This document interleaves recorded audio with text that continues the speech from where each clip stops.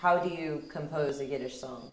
I walk every day, practically 4 or 5 hours per day with songs, with poetry, with listening, with reading.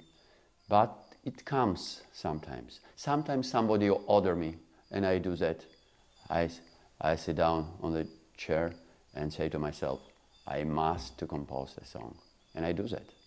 And I'm not too modest, I understand, but I do that. If I need it, I do that. There are some examples.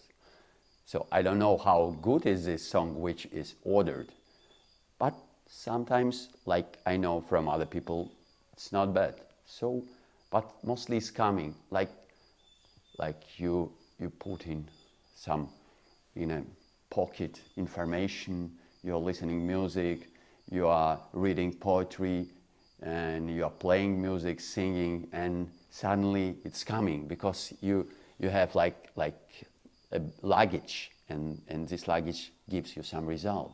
I think it's a way for everyone. When you work hard, it starts to work. Usually, I don't know.